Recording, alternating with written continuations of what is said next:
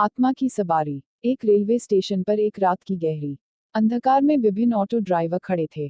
आवागमन के साथ ही ये ड्राइवर यात्रीगण को उनके गंतव्यों की ओर ले जाने का काम कर रहे थे। जैसे जैसे रात बढ़ी, ज्यादातर ड्राइवर अपने घरों की तरफ रवाना हो गए, जिसके परिणामस्वरूप घाट स्टेशन पर सिर्फ थोड़ी भीड़ बची। इसी दौरान एक ऑटो ड्राइवर विजय ने भी अपनी आवागमन की तैयारी की।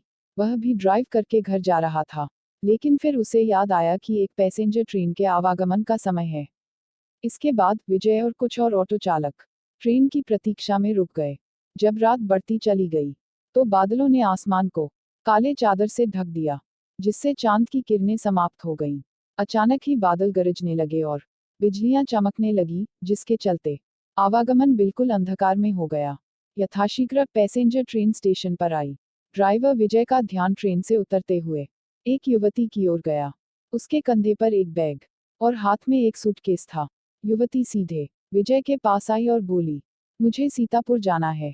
विजय ने कहा, रात के समय बहुत ही देर हो चुकी है, इसलिए किराया 1000 रुपये होगा। लेकिन अगर आप सुबह जाना चाहती हैं, तो मैं सिर्फ 500 रुपये में ही आपको छोड़ दूंगा।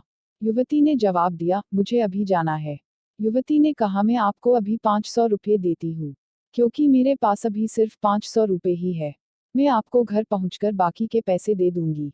विजय ने उसके प्रस्ताव को स्वीकार किया और बोला, मैडम आप ऑटो में बैठिए। कुछ ही देर में विजय ने युवती को उसके गंतव्य के पते पर पहुंचा दिया।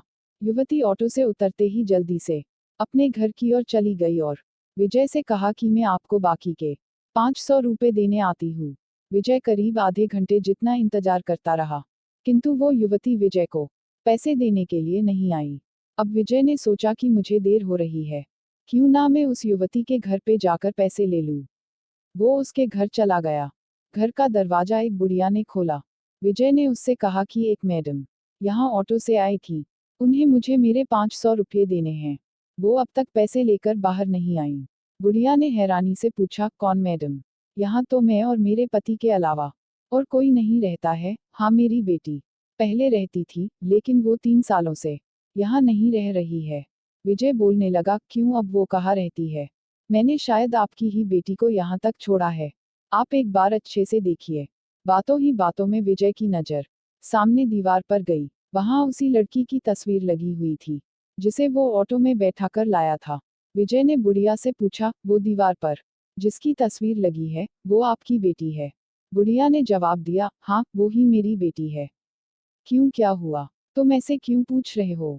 जवाब सुनते ही विजय बोल पड़ा, माता जी, मैंने कहा था न कि मैं आपकी बेटी को ही घर लाया हूँ। यही मेरे साथ ऑटो में बैठ कर आई थी। आप अब जल्दी से मेरे पैसे दे दीजिए। देखिए, सुबह भी हो गई है, मैं कब से यही खड़ा हूँ। बुढ़िया ने दुखी मन से कहा, बेटा ऐसा नहीं हो सकता। हाँ, यह मेरी बेटी है, लेकिन 3 साल पहले ये ट्रेन के नीचे आकर मर चुकी है। इसे तुम कैसे घर ला सकते हो? ये सुनते ही विजय के होश उड़ गए। वो तेजी से वहां से भागा। जैसे ही वो ऑटो के पास पहुंचा, तो देखा कि उसकी सीट में 500 रुपये रखे हुए थे। उसने वो पैसे भगवान के सामने रखे और मंत्र का जाप करते हुए आगे की ओर बढ़ गया। उसके मन में हुआ कि आज तो सवारी बैठाने और पैसेंजर ट्रेन के लालच में मेरी जान जाते जाते बची है। उस दिन से विजय ने रात को ऑटो चलाना ही बंद कर दिया। वो सिर्फ दिन के समय सवारी लाता व ले जाता और रात को घर में आराम से सो